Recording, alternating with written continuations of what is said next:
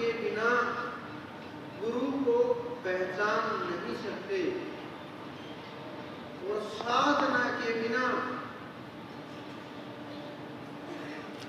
विश्वास और भाव उत्पन्न नहीं हो सकता। क्योंकि जब तक आप बैठोगे नहीं, जब तक हृदय के साथ हृदय का मिलाप नहीं होगा, मन एक नहीं होगा,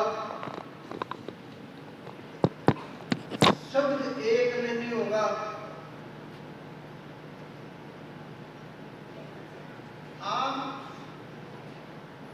नहीं समर्पण नहीं कर पाओगे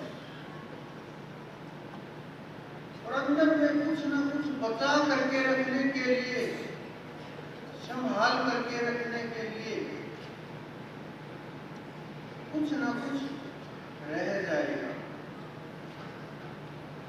और जब कर्म हमारे बदलने लगते हैं, छोटी छोटी चीजों के ऊपर क्रोध कर लेना,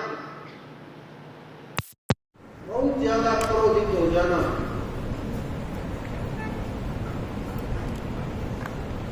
मरने मारने के ऊपर उतारू हो जाना, काम का वेग न सह पाना,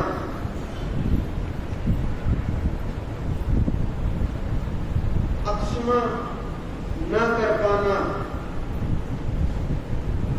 बदले की भावना, बहुत लोग बदले की भावना से इतने भरे हुए हैं जो बोलते हैं कि हम साधक हैं।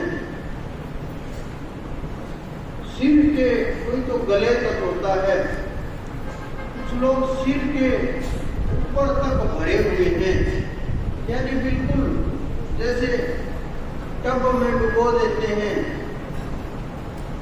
नदी में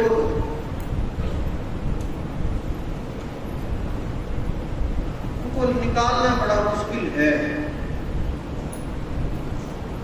और उनके लिए साधना महाभारत के जैसी है कि वो लड़ाई झगड़ा तो कर सकते हैं, गुस्सा तो कर सकते हैं, लेकिन साधना के लिए बड़ा कठिन, बहुत कठिन मार्ग है। कुछ लोग कि हमारे 100 का नुकसान हुआ, सामने वाले का 500 का करेंगे, ये जो बदला लेने की भावना, दूसरे को कष्ट देने की भावना, ये साधना में रुकावटें हैं, जिस कारण से ये दर्शय बंद होते हैं। अनेकों लोग बहुत समय से पूछ रहे थे, मैं बोल देता था भजन करो, सेवा सुमरण करो, वो लोग फिर आते, अगली बार फिर बोलते कि वो नहीं रहा। मैं देखता जो मुझे दिखाई देता, बदलाव कुछ नहीं हुआ। चाहिए एक पल में परमात्मा, बड़ा मुश्किल खेल है। क्योंकि जब तक साधक में बदलाव नहीं होगा,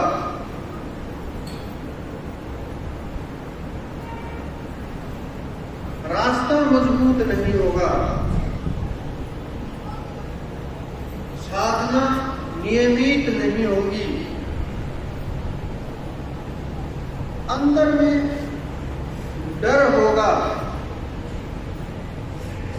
चाहे सांसारिक डर, चाहे मायावी डर, चाहे आध्यात्मिक डर, चाहे मानसिक डर, किसी भी प्रकार का भय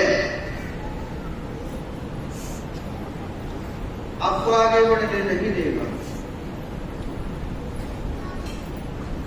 अगर आप 2 घंटे बैठे, स्थिति शुरू हुई, फिर घबराए, फिर वापिस आ गए,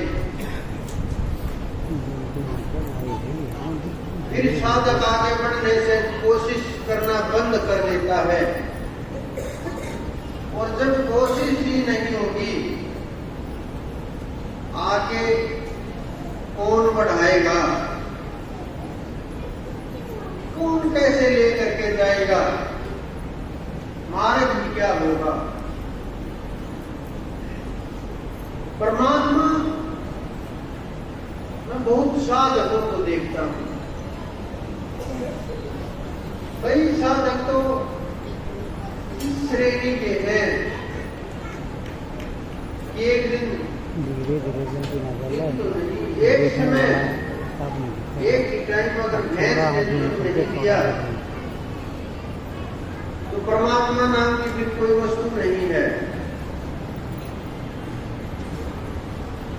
क्या भैंस ने दूध नहीं दिया तो आज परमात्मा नहीं है। ना परमात्मा हमारी सुनता है, ना परमात्मा हमें देखता है, ना हमारा कुछ भला करता है, ना हमें कुछ दे रहा है, ना हमारे ऊपर कृपा कर रहा है। पड़ोसी के सारे काम अच्छे हो रहे हैं, वो परमात्मा को नहीं मानते। मैं हर रोज देखता हूं उसको नहीं मानते, फिर भी उनके काम हो रहे हैं। मेरी भैंस ने तुमको नहीं किया। इतना विश्वास नहीं कि शाम तक हो सकता है दे दे, थोड़ा इंतजार कर ले, 4-5 जगह से झाड़े लगवा देंगे, भाग दौड़ मचा देंगे, 3-4 बार उसकी लोग झाड़ चुके होंगे, और भी कई प्रकार के प्रयत्न जो सोच सकते हैं, मित्रों का भी कुछ न कुछ बोल चुके होते हैं कि अब की बार अमावस्या को पक्का। मित्र सोचते हैं चलो कुछ तो मिल रहा है, अनेकों वादे कर देते हैं कि हाँ आज हो जाए काम, आगे याद रखेंगे। बेचारे साधक ये नहीं जानते कि जो आप साधना करते हैं, जो आपके अंदर में ताकत है, ये साधना करोड़ों जीवों के उद्धार के लिए है।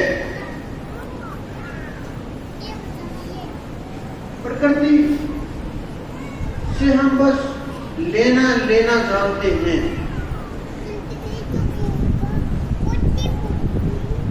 जल से लेकर के वायु तक, जरूरत की वस्तुओं से लेकर के भोजन वस्तुओं तक,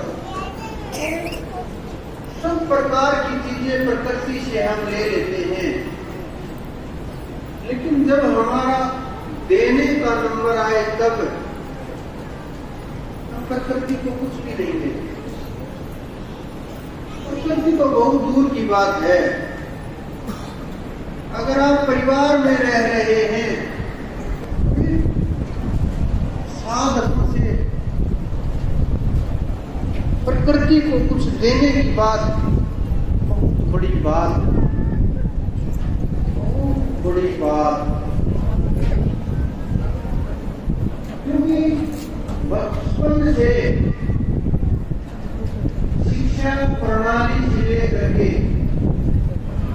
रहन सहन तक बस पैदा हुए लेना शुरू कर दिया। पैदा होते ही प्यार मिलना शुरू होता है, फिर दूध मिलना शुरू होता है, फिर खुशियां मिलनी शुरू होती हैं, माता पिता मिलते हैं, परिवार मिलता है, बस लेना ही लेना रहता है। और अंतिम समय तक जाते समय भी प्रकृति से हमें लकड़ियां चाहिए, जल प्रवाह हुआ तो हमें जल की आवश्यकता हुई, भूमि में दबाया तो भूमि की आवश्यकता हुई, लेकिन हमने प्रकृति को दिया कुछ नहीं। कर्ज लिया और निकल लिए, कैसी मुक्ति होगी?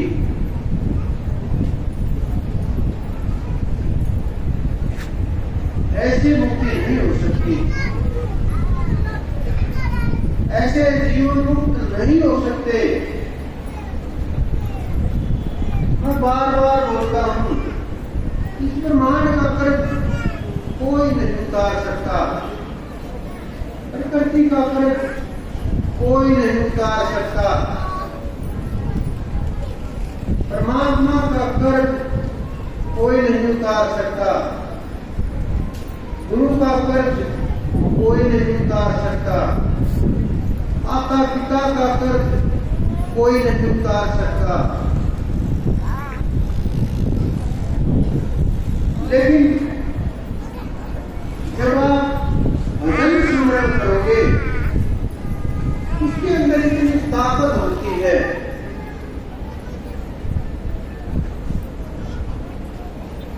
ऐसे रेडिएशन निकलते हैं शरीर के अंदर से, इतनी ऊर्जाएं निकलती हैं, सब पवित्र होने लगते हैं,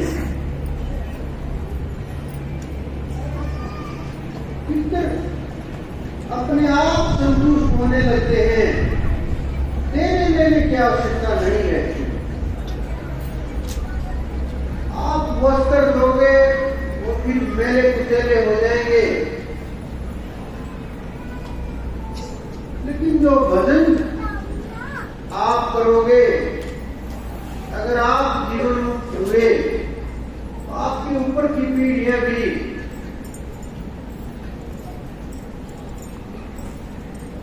अच्छे जो सिद्ध होते हैं, जिनको प्राप्ति होती है, जीवन मुक्ति होती है, इतनी पीढ़ियां तैर जाती हैं, पिछली चाहे कोई वृक्ष हो, स्थावर जंगम, जिस भी योनि के अंदर जीव हो, वो योनि त्याग त्याग करके ऊपर जीव उठने लगते हैं।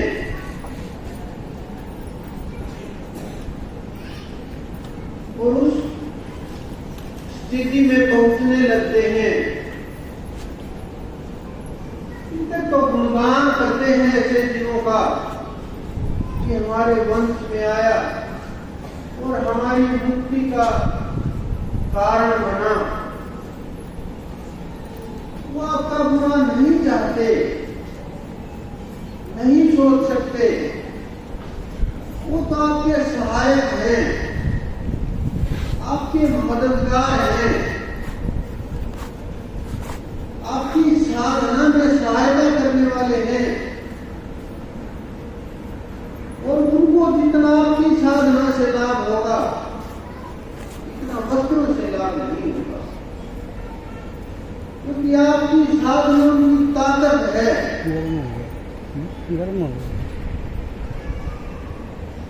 और उनके मुक्ति का मार्ग है, उन्हें भी पता है। हमारा ये जीव अगर कल्याण को प्राप्त होगा तो हमारा स्वयं ही कल्याण हो जाएगा, आवश्यकता ही नहीं रहेगी। तो वो किस प्रकार से आपका बुरा सोच सकते हैं। लेकिन जो ये धर्म की स्थितियां पैदा हुई, ये मनमानी साधना से हुई, बिना सोचे समझे गुरु बना लेने से हुई, बिना समझ के कुछ भी पूछा और काम शुरू कर दिया। ये स्थितियां इन कारणों से हुई। अब ये घटना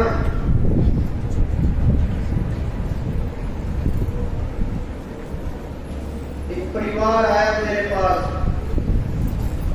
वो पहले उनका परिवार किसी पितरों को नहीं मानते थे, सीधे साधे आदमी थे। समझता है कि जीव को कम से कम गलत मार्ग मत दिखाइए, और तो जो परेशान हो जाते हैं, गलती करे इंसान और विश्वास टूटे परमात्मा के ऊपर से, संतों के ऊपर से, हमारे ऋषि मुनियों के ऊपर से, हमारे सदग्रंथों के ऊपर से, उनसे विश्वास टूट जाता है। क्यों? हम नादानी में, नासमझी में, वही कारण, भय का कारण, लोभ के कारण से, और उनको सिद्ध मान करके जो क्रियाएं करते हैं, उन्हीं क्रियाओं में फंस करके जीवन रह जाता है। क्योंकि हम उस स्थिति को समझ नहीं पाते, और जब तक चीजें जैसी हैं वैसी नहीं दिखेंगी, वैसी नहीं समझेंगे हम संतों और ग्रंथ, हम उनको अपने अनुसार देखते हैं कि हमें ये कैसा अनुभव हो रहा है। हमने जो पढ़ा, अपने मन के अनुसार उन शब्दों को ढाला, रास्ता निकाला तो फंस गए। संतों को देखकर भी ऐसा ही होता है। हमारे महापुरुष जो हुए, श्री कृष्ण जी जैसे, उनको देख करके भी ऐसा ही लगता है। फिर साधक उनके जीवन में लीलाओं को तो देख लेते हैं, लीलाओं को पढ़ भी लेते हैं, लीलाओं का गुणगान भी कर लेते हैं, समझना नहीं चाहते। कुछ जो साधक प्रयास करते हैं समझने का, उनको जो ये बिना साधना किए हुए सिद्ध हैं, बनने का प्रयास कर रहे हैं, वो बेचारों को भटका देते हैं। कुछ लोगों को तो कई वर्षों बाद ये समझ आता है कि साधना सुनने का नाम नहीं है, साधना पढ़ने का नाम नहीं है, साधना गाने बजाने का नाम नहीं है, साधना अभ्यास का नाम है, सुमरण का नाम है, अपनी खोज का नाम है। जब आप अपने आप से पसंद करना शुरू करोगे, मैं कौन हूं, कहां से आया हूं,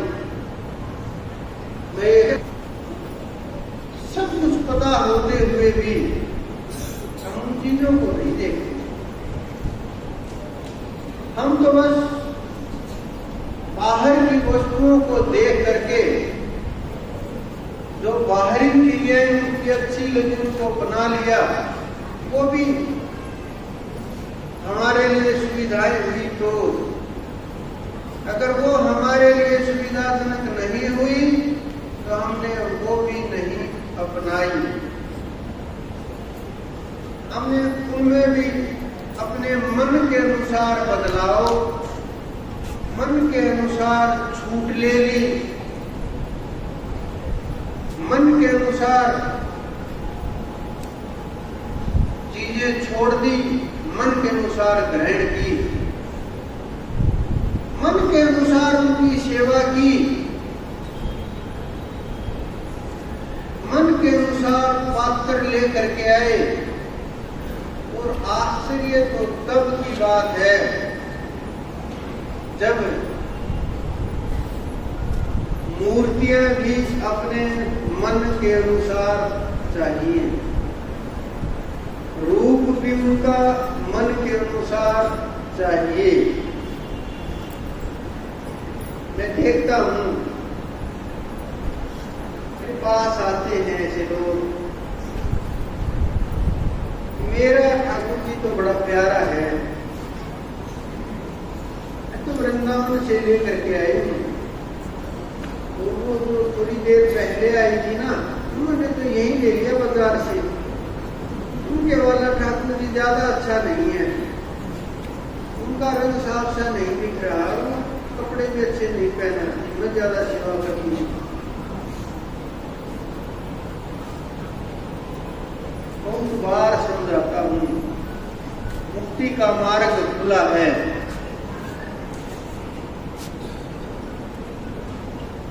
करोड़ों जन्मों के बाद मौका मिलता है साधक को उठने का, कल्याण का, पार होने का, स्थितियां मजबूत होने का। और करोड़ों जन्मों के बाद इतनी साधना का संचय हो जाता है कि जीव कल्याण के मार्ग को प्राप्त हो सके। इस शरीर को माध्यम बनाओ, नाव की तरह प्रयोग करो इसका। जब इस शरीर का नाव की तरह से प्रयोग करोगे, तैर जाओगे। काठ की नाव लोहे को भी तरह ले जाती है। उसी प्रकार से भक्ति करते हुए, सुमरण करते हुए, जीवन में एकाध गलती भी हुई तो भी तैर जाओगे, लेकिन भक्ति भी ना हुई और गलती के ऊपर गलती करते गए तो लोहे की तरह से डूब जाओगे। जैसे जल के अंदर लोहा गिरा दे, जमीन पे जाके गिरेगा, जल में नहीं गिरेगा, नीचे जाकर के गिरेगा। उसी प्रकार से आपके जन्म की